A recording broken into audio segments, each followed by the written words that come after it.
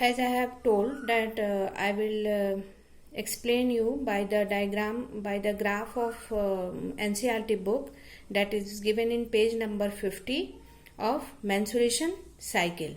This is of mensuration cycle. मैंने इसका slide पहले दे रखा है with audio.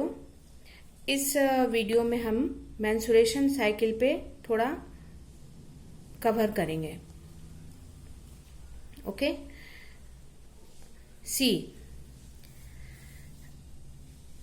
If imagine a girl who has her menses on day first. किसी month के डे फर्स्ट में see starts her menses. This is the uterine events. ये uterine का इवेंट है. मीन्स ये जो चेंजेज हो रहे हैं वो उसके यूट्रस के इंडोमेट्रियम वॉल में हो रहा है. Okay, this is ovarian hormone का लेवल है. ओवरी में क्या हो रहा है, ओवरी के अंदर क्या हो रहा है और ओवरी में जो हार्मोन्स प्रेजेंट हैं उसका कैसे चेंजेज हो रहा है, ये है. दिस ऑल यहां से यहां तक ओवरी के कंडीशंस और उसके हार्मोन्स को दिखा रहा है. Now here it is discussing about the pituitary hormones level. जो पिट्यूटरी हार्मोन, पिट्यूटरी ग्लैंड जो हार्मोन सिक्रीट करता है, that is FSH and LH. इसको, इसके ग्राफ को ड्यूरिंग मेंसुरेशन साइकिल ये शो कर रहा है.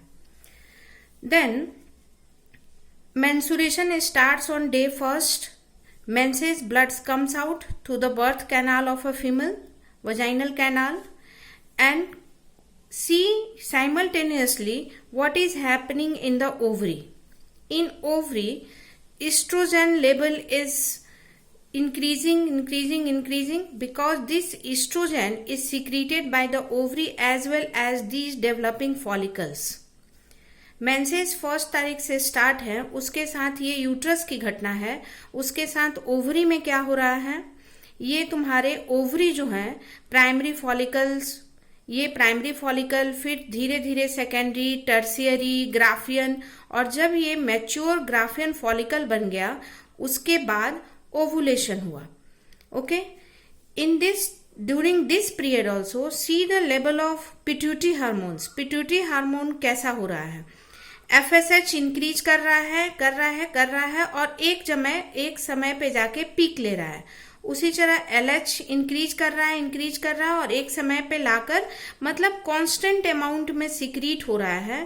कांस्टेंट अमाउंट में सिक्रीट होते हुए उस वक्त पीक पकड़ रहा है जब देखो यहाँ पे ओवुलेशन हो गया. मीन्स इसके पीक पकड़ने के कारण, एलएच इंसर्ज के कारण ये ओवुलेशन हुआ.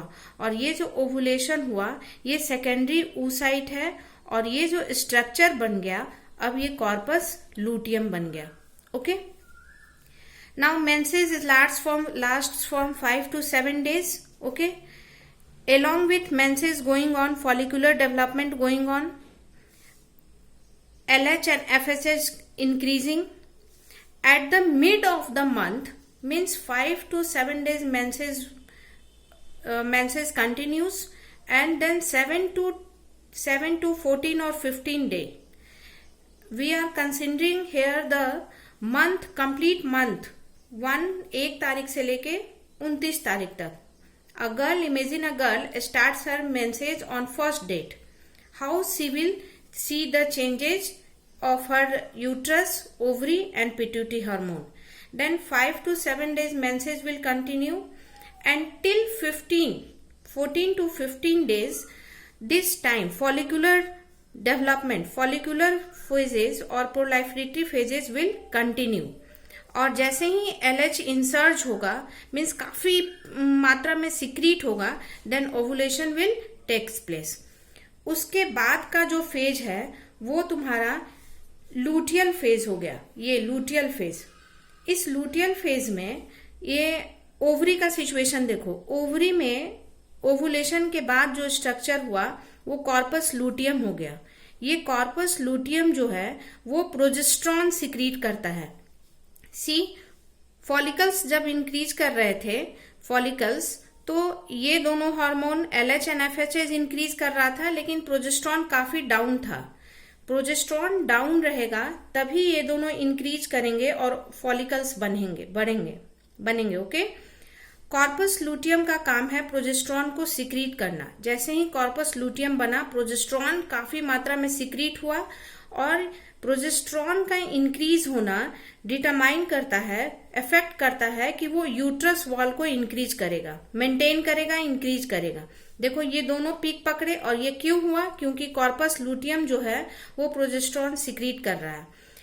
एस्ट्रोजन का लेवल यहाँ डाउन जा रहा है क्योंकि फॉलिकल्स जो है वो एस्ट्रोजन सिक्रीट कर रहे हैं और अभी फॉलिकल्स नहीं बन रहा है। 8 से 10 दिन तक ये कॉर्पस लूटियम रहता है और प्रोजेस्टेरॉन लेवल हाई रहता है। तब तक इंडोमेट्रियम भी अपना जो प्रिपेयर्ड रहता है, इंडोमेट्रियम फॉर फर्टिलाइजेशन, वो मेंटेन रहता है। देन आफ्टर 8 to 10 डेज ये कॉर्पस लूटियम जो है वो डिस्ट्रॉय हो जाता है, जिसके कारण प्रोजेस्टेरॉन का लेवल काफी डाउन चला जाएगा। और जैसे ही प्रोजेस्टेरॉन का लेवल डाउन जाएगा, again the follicular development FH and LH will increase. जैसे ही ये प्रोजेस्टेरॉन लेवल डाउन गया, LH and FHS will increase and the next cycle starts from 29. This is the 29th day of the month, and again the menses will start on. Again this stage will come, and again this will be completed. Means during this you have to see the uterine events also, ovarian events also, and pituitary hormone level also. Okay, menses includes all these events along with the flow of blood in each menstruation cycle. This is the diagram which is given in page number 50 of NCERT book. Read it and understand it. Okay.